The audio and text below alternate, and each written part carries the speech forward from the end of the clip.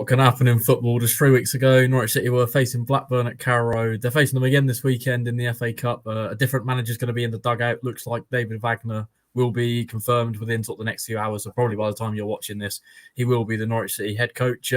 With that, delighted to be joined by Dan Ainsworth again from the Rovers Chat. To start off, Dan, just want to get your reflections on the game a few weeks back. You obviously made the long journey down from Blackburn to Carrow Road, and you felt obviously a little bit kind of nervous, I suppose, before the game. You know, you were a bit like us. You'd been inconsistent, but a very good result that day. So what did you make of it?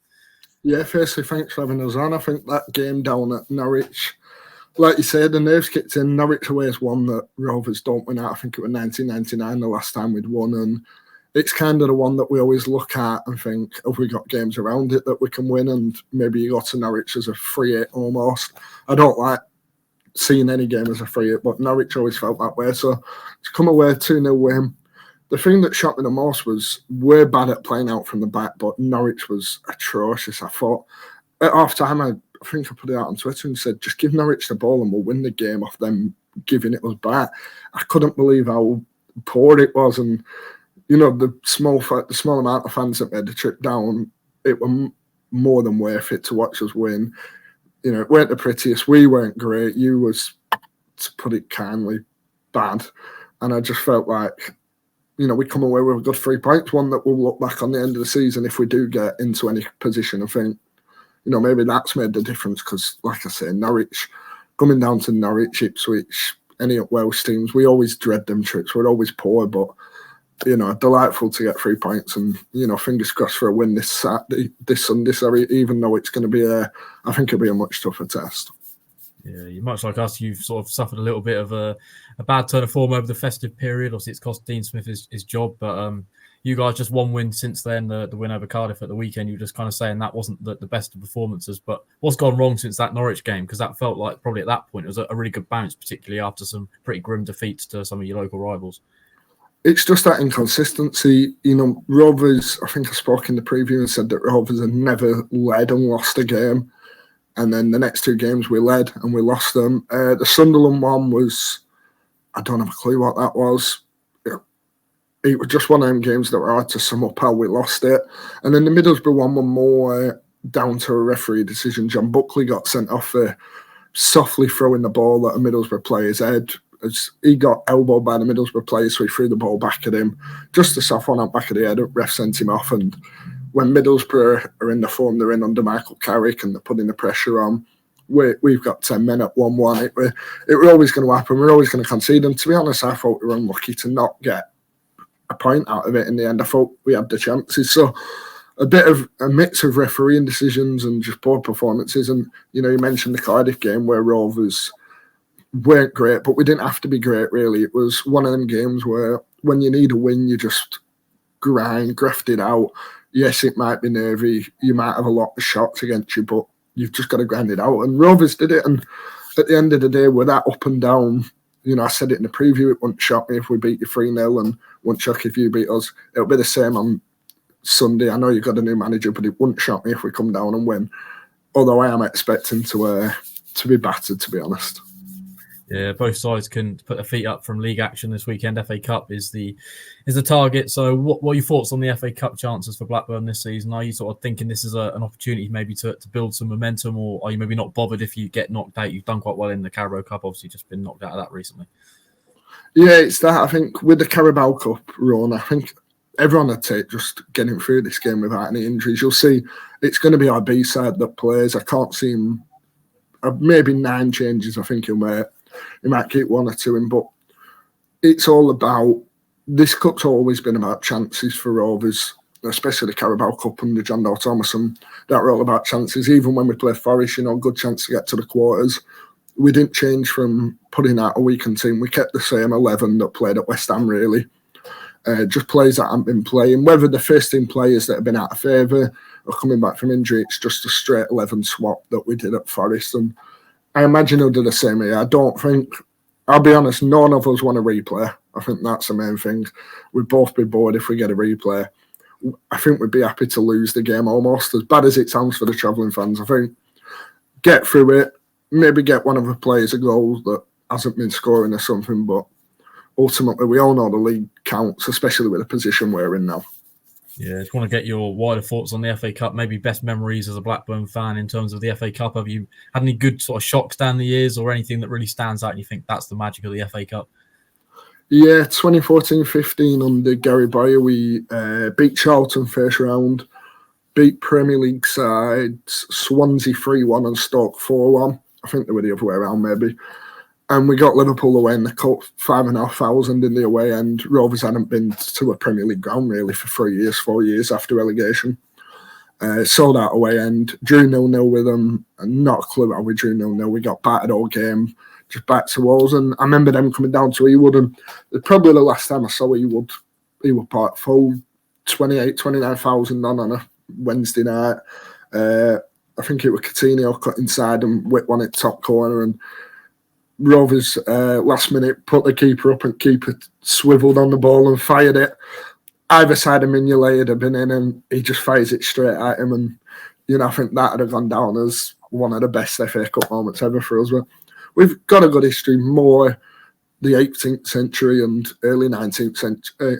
The 19th century and early 20th century, but recent years it's been the odd giant killing. But to be fair, we haven't got past the third round for I think 5 years now, 6 years. So whether we do it this time, I don't know, but I'm not too fussed again.